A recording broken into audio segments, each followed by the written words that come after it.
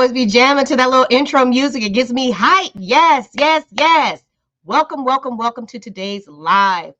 I told you on Friday that I was going to start going live once a week on Wednesdays, but I don't know. It was really hard for me on Monday. I'm like, man, I should just go live, right? But anyway, I like to keep my commitments and I reserve the right to go live as much as I want. How about that?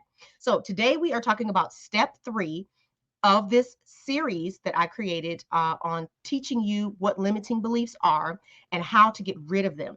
So, in step 1, we talked about identifying your limiting beliefs, or with more specificity, one belief in particular. Okay. And the reason why that's important is because if you don't know what it is, you can't release it and get rid of it.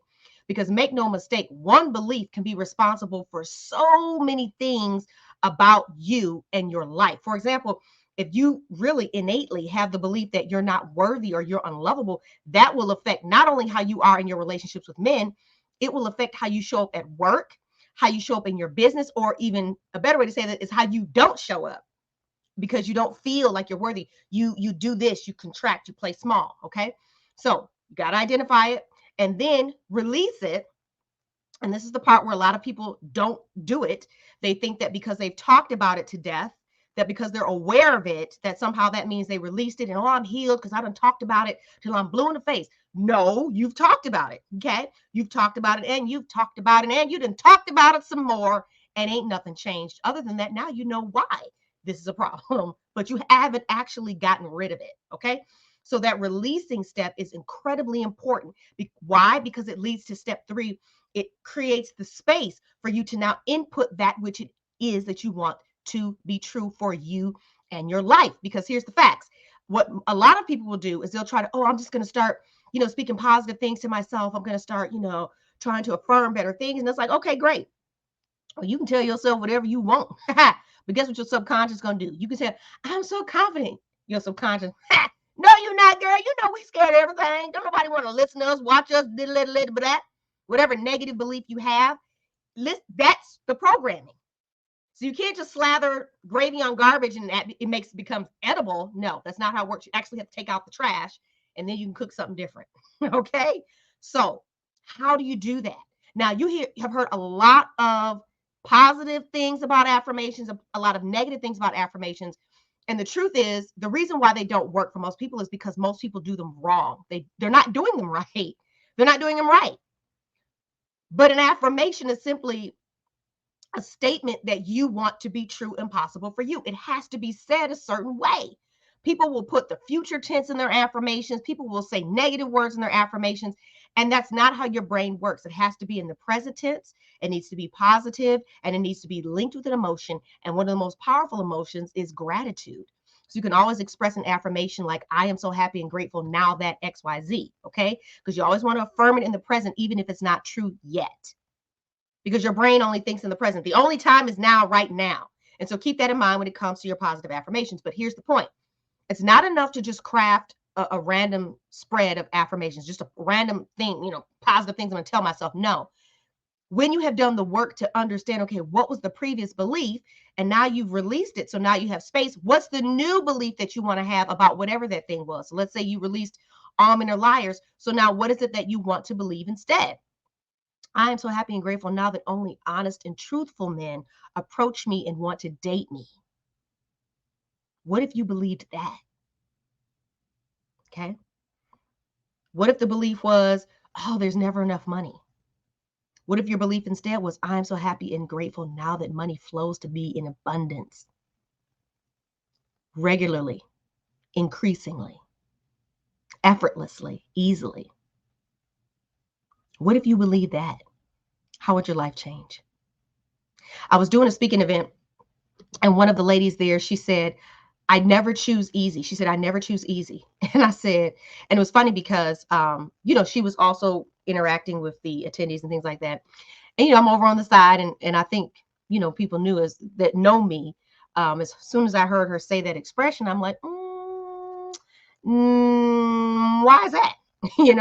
Why don't you choose easy? Why don't you choose easy? Why would you deliberately and intentionally choose to do things the hard way? I said, if there's two roads The destination is the same. If there's two roads and one is rocky and gravelly and jagged rocks and all this, and the other one is paved concrete, and neither one is wrong, it's just a choice. Why wouldn't you choose the one that's easier? There's no extra award for taking the hard route. The destination is the same. You get to decide, you get to choose how you want that journey to be. Do you want it to be hard? Do you want it to be easy?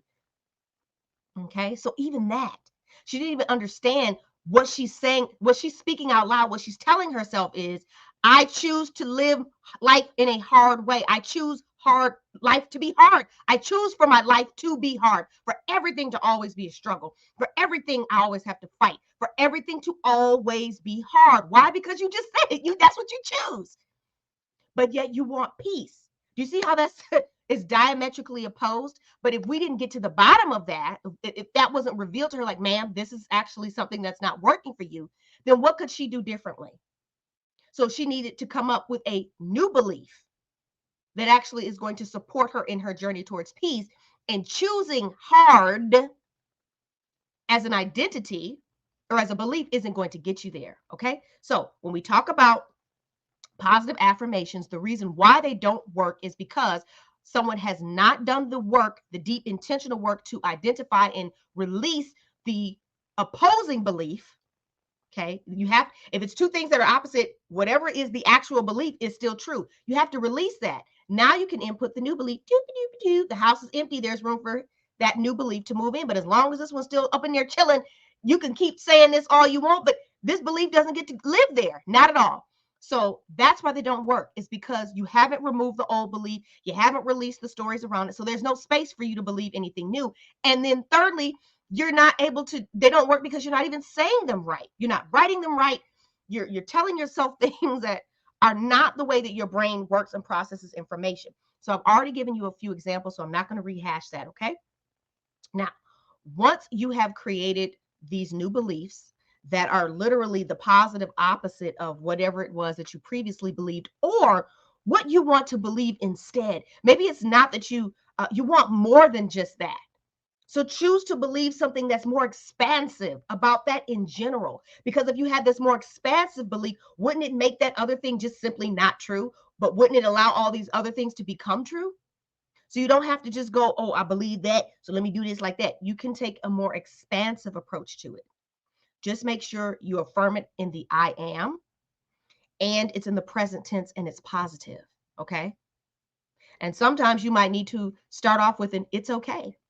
You might need to affirm that it's okay to give yourself permission to affirm the I am, because sometimes that's what your brain needs, is it needs permission to accept the new belief. All right. So it's not just like, oh, just I am, and this is, it's a process.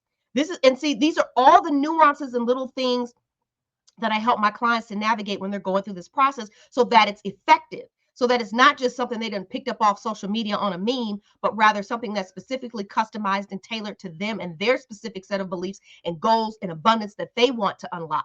Okay. Now, once you have created these new set of beliefs that are going to govern your life, that are going to be true for you, how do we learn? We learn through repetition. Who here has small children or has raised kids? How many times do you have to repeat yourself or train your child to do something again and again before they get it? It's over and over and over again. That's how we learn. We learn through repetition. Guess what? The beliefs that you have that are limiting you, you weren't told those things just one time. Somebody didn't say, you're not worthy. And you said, oh my gosh, I'm not worthy. You heard it more than once. Or you were made to feel that way more than once. Or you experienced it more than once. You observed it more than once, again and again and again, until your little 4 or 5-year-old brain said, well, it must be true. It keeps happening. Black and white. That's how I think. So 1 + 1 = 2. When this happens, that happens. So this must mean I am this. That's how it works. Okay. So you didn't get your beliefs in one sitting. It was over time. Repetition, over and over and over again. You heard these things, you saw these things, you grew up in it, you marinated in all that negativity and conditioning and all those things. So now you released it, but guess what it's going to take in order for you to now imprint something new on yourself? Now, No, it's not going to take the 5 years of your childhood. Absolutely not. But what you have to understand is it is going to take intentional, deliberate effort and action. It's not hard. It's not. Because once you have them written down, then your only job is to make sure that you are reading, listening to them, and speaking them as often as you possibly can, especially when you're falling asleep or when you're just waking up in the morning. That is really how you get those things to anchor into your brain. All right? That's how you do it. That's when you listen to them. But if you don't have your affirmations written the right way, if you haven't done the work of releasing or even identifying what the belief really is, then it's all a moot point. Okay? But that's the point of this series is I'm telling you how to get rid of them. And that's how you get rid of them. Identify, release, reprogram. That's it. Simple, but not necessarily easy in the sense of you probably are going to get stuck in your own, you can't see your own blind spots. So that's the only thing. You will be able to get some traction. You will be able to make some progress. But when it comes to our mindset, when it comes to our beliefs that limit us, I really need you to understand that our brains are masters of playing tricks on us, of hiding, getting us to think it's something over here when it's really this thing over here. So, for example, when I'm talking to a woman, or I'm talking, there's a woman either that's going to become my client or that is a client or that's that woman in my events, I'm going to start asking questions. I'm going to pull out of her. I'm going to get to the bottom of what's really going on. And it's usually not what she thinks. And it's usually not something that she had considered. And it's usually something she thought she had healed. It's usually not something that she thought was still there, but it is, which is why it usually erupts in tears, like tears. Because when I hit that belief with the right words, it comes up and it's ready to go. The story, the feelings, all of that stuff is ready to go so it can be released and you can allow something new, better, and positive to flow into your life so you can have what it is that you are desiring to be true for you. Okay? So I would love to know in the comments if you found this 3-part series helpful. And I also want to let you know that I am going to be having a masterclass.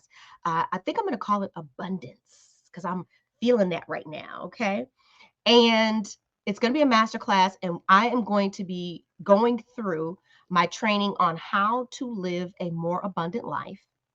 But within that training, I'm going to teach you the exercise that I taught my client that allowed her to go from 10K days to 20K days. Now, she already knew how to sell, but all I did was by helping her tweak this one little thing through this exercise, it just set her on fire. And she can do it on repeat as much as she wants or as little as she wants. But it has become just that easy for her. I'm going to teach you that exercise in this masterclass. So if you are interested in coming to that masterclass, drop the word abundance in the comments, whether you're on Instagram, whether you're watching this on YouTube, whether you're watching this on Facebook or LinkedIn, because I don't have the link ready. I like to build my back end out. I don't know how that sounded, but I mean, technically, in the technical side, okay? That's what I'm talking about. So I want to have my link set up so, when you pay, it automatically registers you and all of that. I mean, I could do it manually, but let's be real. I think this is a class that, more than a couple of people are going to want to attend. But even still, whatever, we'll play it by ear. It doesn't matter. The point is if you want to be in the room, all I need to know is that you want to be in the room, and I will make sure that I get that information to you. I'll say this. If you're watching this on Instagram, if you're watching this on LinkedIn, but even more especially Instagram, because I'm streaming live, I can't see the comments after the live stream. So DM me the word abundance on Instagram if you are interested in attending this masterclass that I'm going to be doing on how to live a more abundant life. And in that, I'm going to be teaching you this exercise on how to amplify your income, sales, and revenue if you're a person who is already great at sales, but just wants to do it with more ease. All right. So let me go over here to Instagram just to see. All right. There's a few people on here. Hey, but nobody has commented, so I don't need to answer any questions. All right, wonderful. So I am obviously going to be uploading this video to YouTube. So if you are watching this replay on YouTube, be sure to hit the subscribe button and click the notification bell. You too can DM me on Instagram at Jamila McMallow so that I can, again, send you the details on the masterclass once I have them all together. All right. So thank you for watching, and I hope this helps you to get rid of your limiting beliefs. And if you would like support around that, working with me individually, then you can also DM me and let me know, and I'll be happy to have that conversation with you. All right. Thank you so much for watching, and I will see you next time.